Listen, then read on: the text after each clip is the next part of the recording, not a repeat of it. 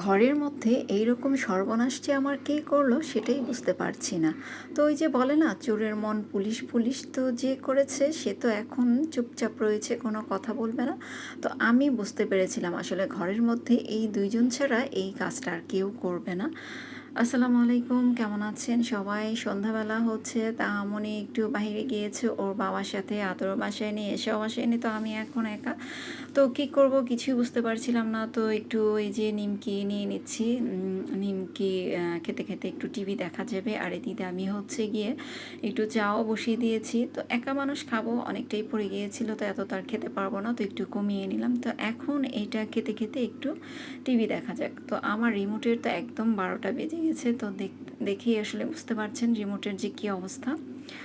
তো এটা হচ্ছে পরের দিন সকালবেলায় আমি তাহাকে একটু জাগিয়ে তুললাম। এখন হচ্ছে এগুলো এইভাবেই রেখে যাব, কারণ ওকে স্কুলে দিয়ে আসবো। তো স্কুলে দিয়ে আসার পরে যে আমি আবার রান্নাবান্না কী করব, দুপুরের আয়োজন একটু করে নিচ্ছি। আজকে হচ্ছে পটল দিয়ে মাছ রান্না করব। আর এই যে আসার সময় শাক নিয়ে আসছিলাম, শাকটা এখন হচ্ছে একটু কাটা বাছা করে নিব। এটা হচ্ছে ডাঁটা শাক, আজকে ডাঁটা শাক নিয়ে আসলাম, অনেকদিন ডাঁটা শাক খাই না।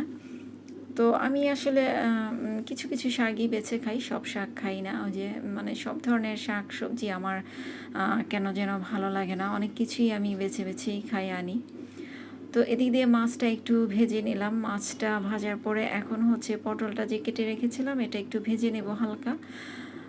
তো অনেকেই দেখেছি আমি সব ধরনের যাই রান্না করে না কেন, প্রায় ম্যাক্সিমাম তরি তরকারি ভেজে রান্না করে।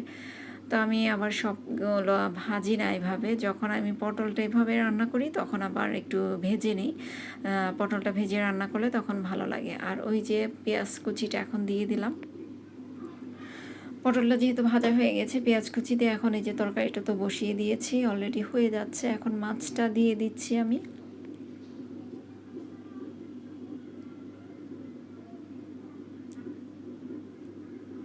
তো এখন একটু ধনিয়া পাতা ছিটিয়ে দিচ্ছি উপরে। আসলে গরমের দিনে না শীতের যেমন সবজিগুলো ভালো লাগে না খেতে, তেমনি শীতের সময় গরমের সবজিগুলো ভালো লাগে না। তারপরও মাঝে মাঝে আনি, চোখের দেখায় আর কি ভালো লাগে, যার কারণে নিয়ে আসি। তো একটু কমলা নিয়ে আসছিলাম বাচ্চাদের জন্য।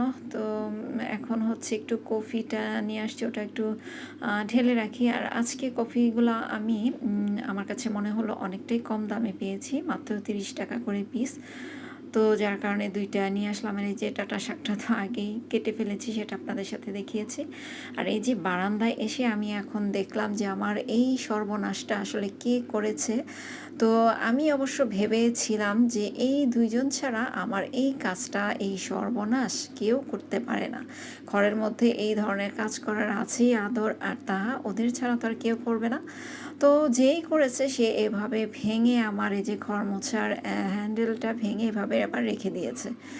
তো কীভাবে যে কী করলো আসলে কিছুই বুঝতে পারছি না। তাহাকে জিজ্ঞেস করি, তাহাও না করছে। আদরকে জিজ্ঞেস করছি, আদরও না করছে। তো আদর মনে হয় করেনি, তাহাই করেছে।